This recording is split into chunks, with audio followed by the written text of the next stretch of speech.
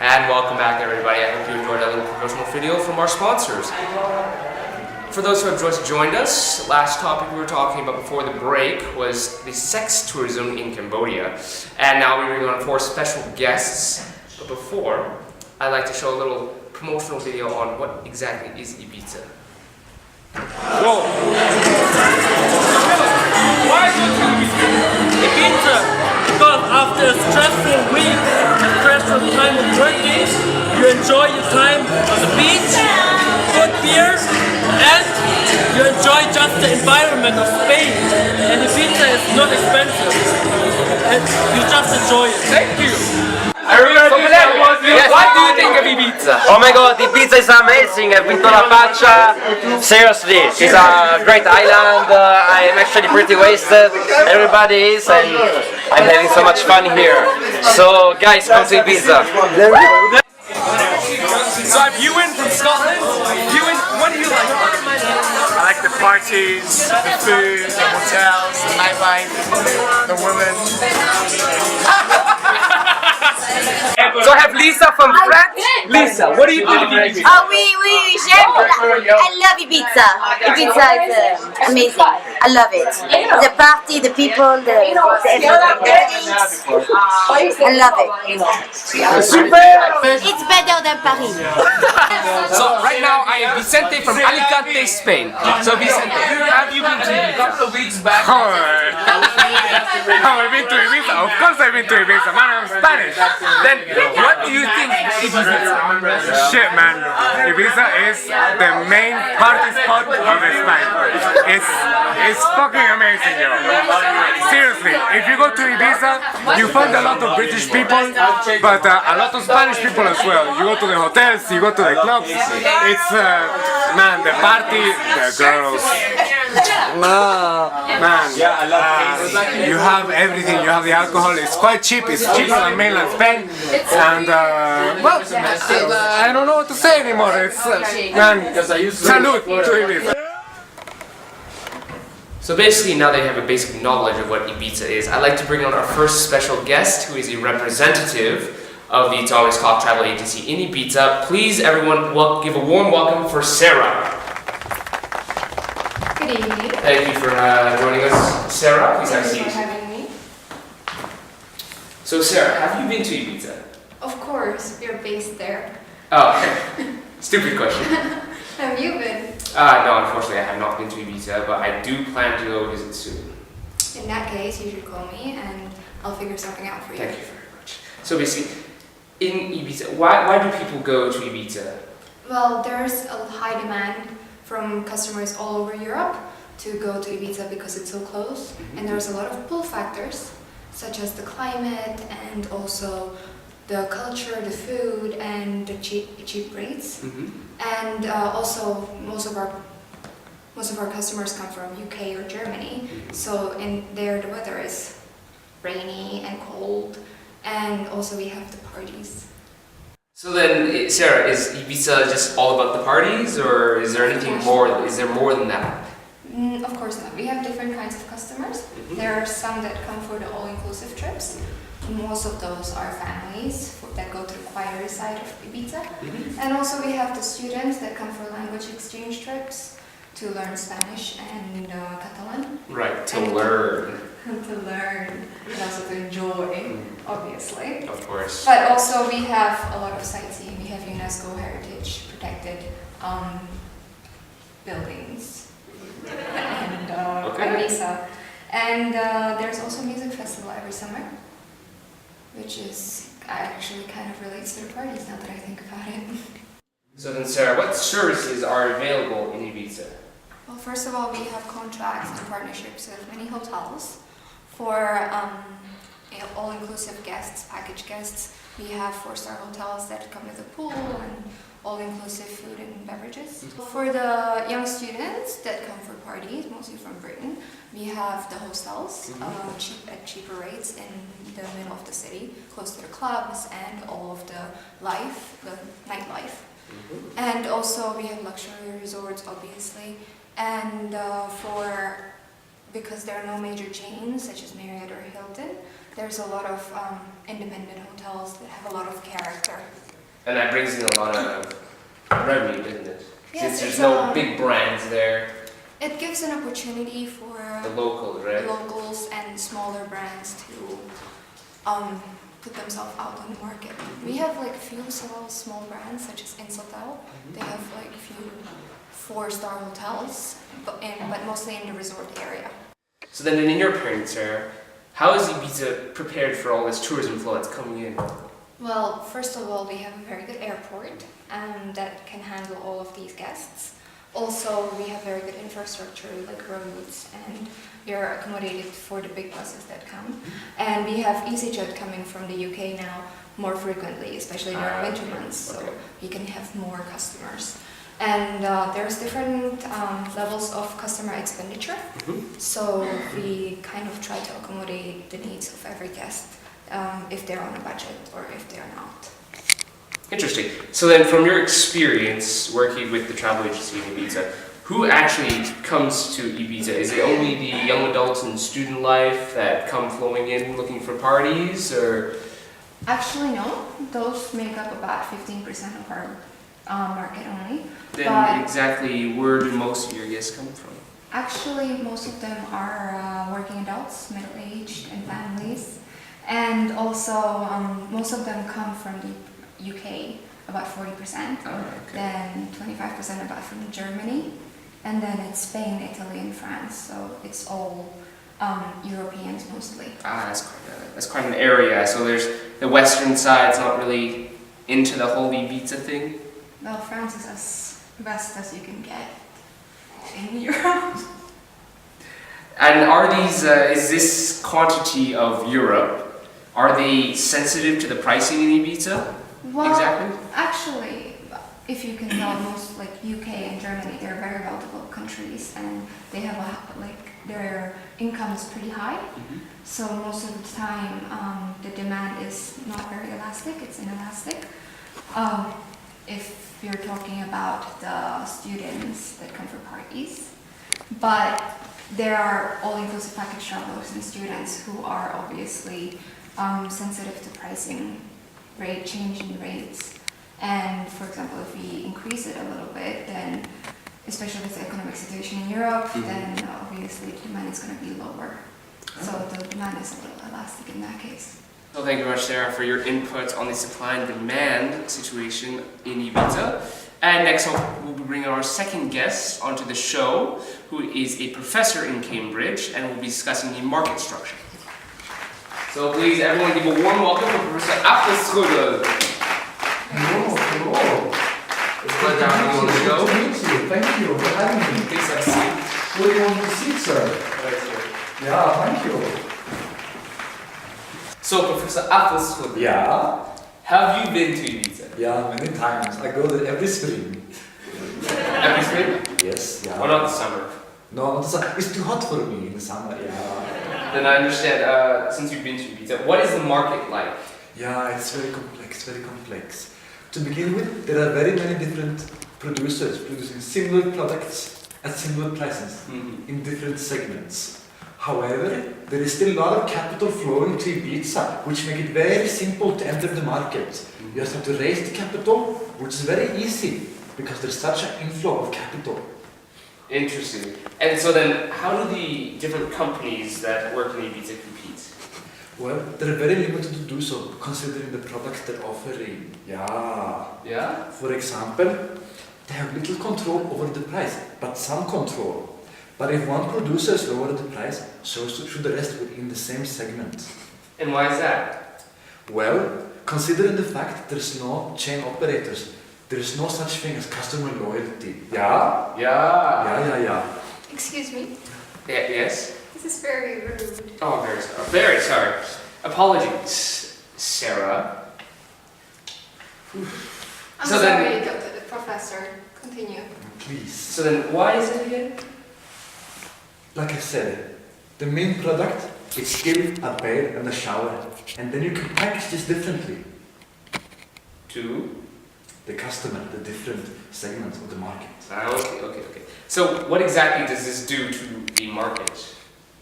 Well, the revenues in long term will go down, and the lifetime of each resort is very short. So, for example, this is even more obvious with the bars and nightclubs, yeah? For example, they open, they close, they reopen with a new name and a new concept. So, for example, when I go to Ibiza, I went this spring, and next spring, my favorite bar will be closed. It will have a new name and a new design. Oh, that's Because the horrible. lifetime is so short. So Do you then, understand yourself? yes. So that who's Joseph? You mean Jerry, Professor Afelsful? Yeah, Joseph. You mean Jerry? Jerry. Joseph. Anyways, so what type of market structure is there in Ibiza since you've been there every spring?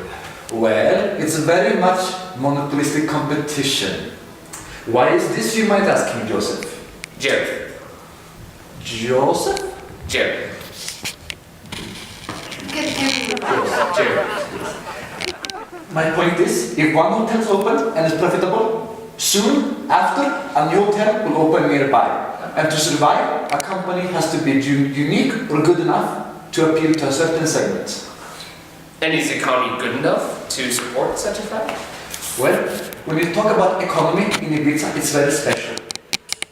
The GDP per capita is just short of 25, and in average, this is 2 euros higher than the rest of Spain. However, the unemployment is 18%, a staggering 18%. And of course, this is not very good. And you might ask yourself why this is. And this is because the demand is for tourism.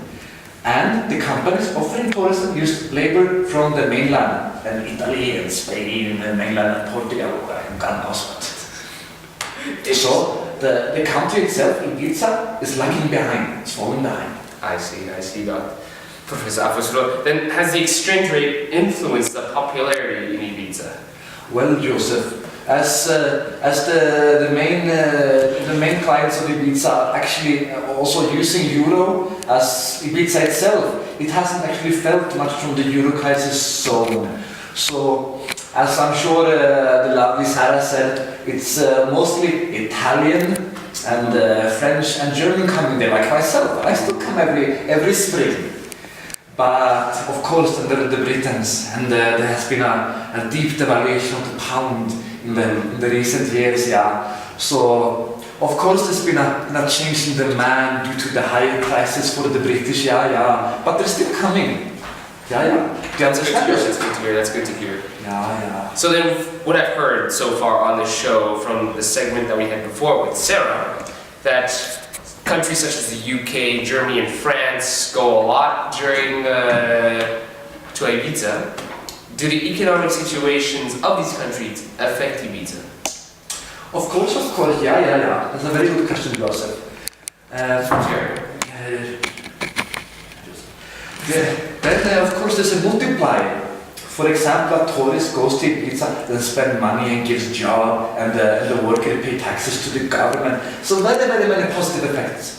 However, some hotels purchase their products from the mainland of Spain, and they use migrant workers from Italy, from mainland Spain. So in some areas of Ibiza, they don't really contribute from the positive effects of tourism. Yeah. I'm not sure we were talking about the host countries.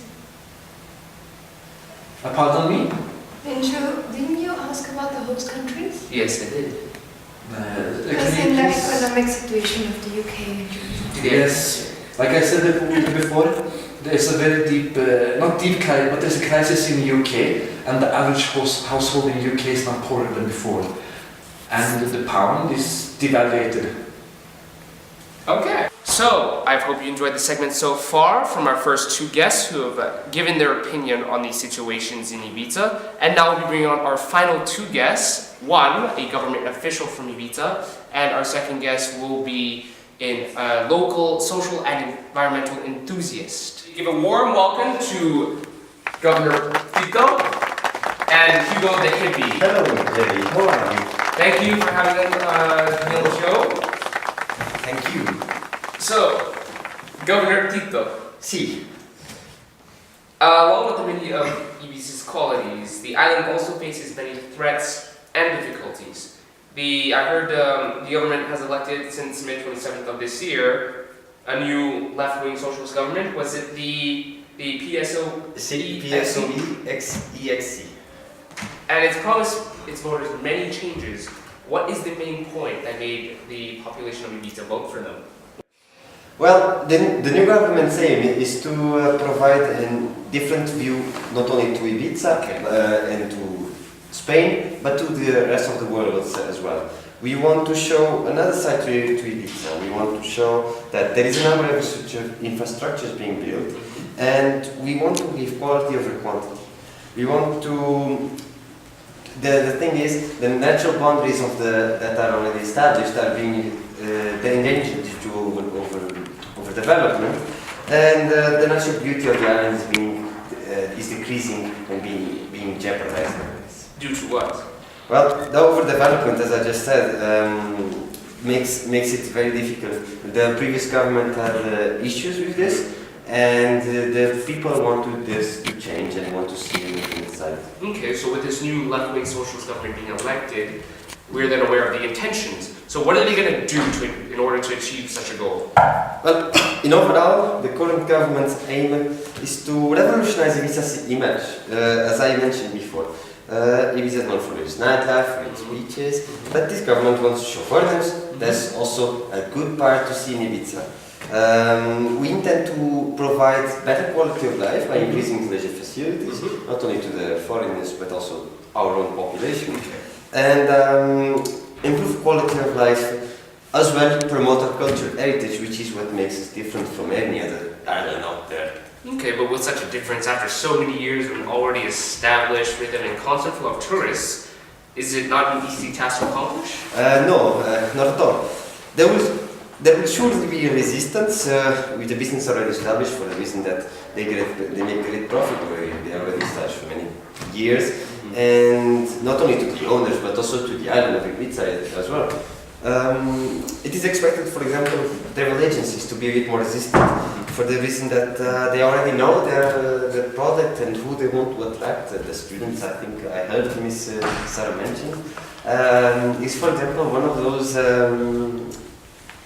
big market. So in any case, after all, they earn their living by catering to this kind of crowd, so we know that it will take time. Okay, so I recently read something based on Culture Affairs in Ibiza. And recently, the Association of Soft Drink Manufacturers and Food Products appealed to government through the fact that the drinks given in these all-inclusive packages that our travel agency manager Sarah talked about earlier in her segment, that all these inclusive packages were were very low quality, being in certain cases because they were unlabeled. This could provide a major danger for tourism in the area, could it not?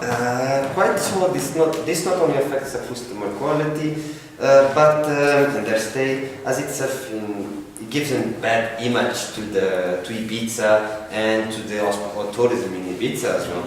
The measures that were proposed by this association and the government is already establishing and preparing are, for example, to have inspectors to regulate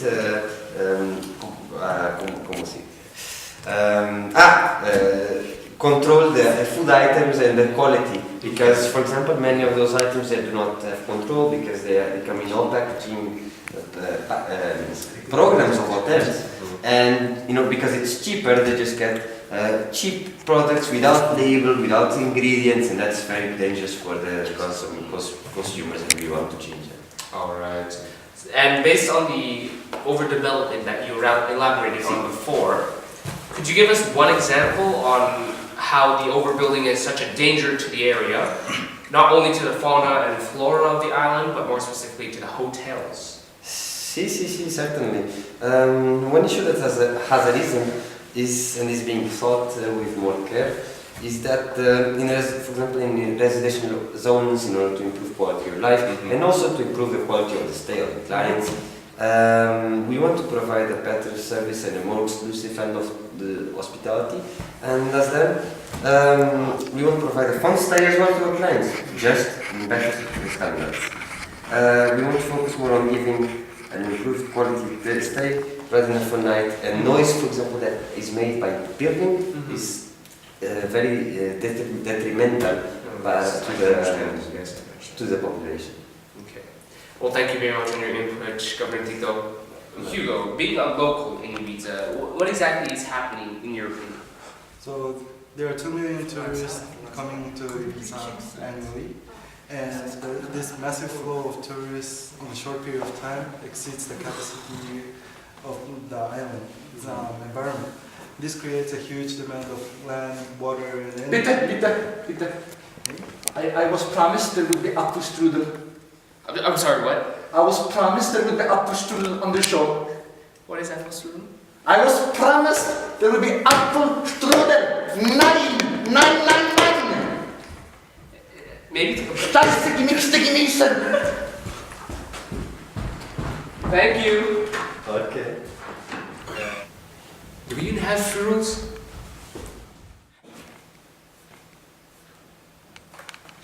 So, Hugo, as we were saying, what exactly is happening in Ibiza? To keep up with this increasing amount of flow, Ibiza is going through many construction throughout the island, and this is impacting the ecosystem of Ibiza. And also 500 tourist experts rated Ibiza worst out of 111 islands around the world in terms of tourism impact. Okay. So then, how are the tourists itself? How are they affecting Ibiza? So the island is not keeping up with the huge demand of water and electricity. The underground water source has been worn out, and the water left in there are contaminated with seawater. And the electricity used in airport, hotel, and bar are a problem as well. The island was planning to use natural gas instead of oil to generate electricity. Okay. But the escalating tourism growth is threatening this project. Okay. And also the potential for solar energy remains untouched. Okay. And the increasing amount of waste is another problem. The existing facility cannot cope with this waste produced, and it ends up being dumped in the sea. Okay. The number of fires has increased recently, and the lack of management of woodland are becoming a serious environmental hazard. So then, how would you say urbanization would how would they threaten these islands?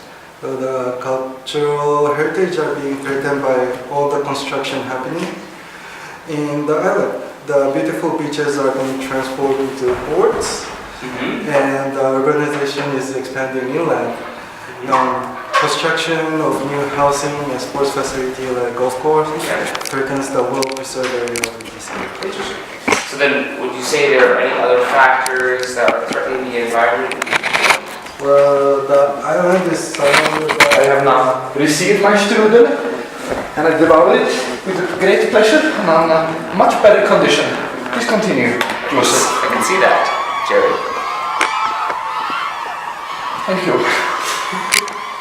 Anyways, Hugo, are there any other factors that are threatening the environment in Ibiza? Okay, the island is surrounded by oil prospecting projects that are threatening whales, dolphins, sea turtles, and other marine habitats.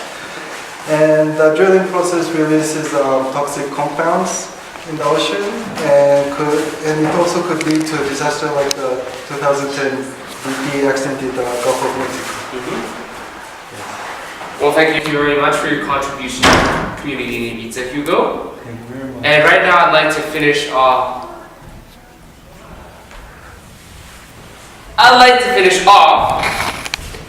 With a great thank you to Sarah, Professor Apfelstrudel, Governor Tito, and Hugo de and for everyone who's been watching the show. In next week's topic, we'll be talking about the hotel scams in Peru. You're very hard to catch, aren't you? I'm done. See you. Wait, Joseph. Jerry! Joseph. Jerry. Joseph. It's not hide and seek. Joseph, I know you remember the film last night.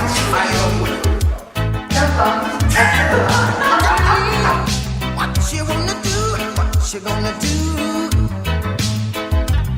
Yeah. What you gonna do? What you gonna do when they come for you? Bad boys, bad boys. What you gonna do? What you gonna do when they come for you? When you were 8 and you had bad traits, you go to school and learn the golden rule. So why are you acting like a bloody fool? If you get hot, then you must get cool.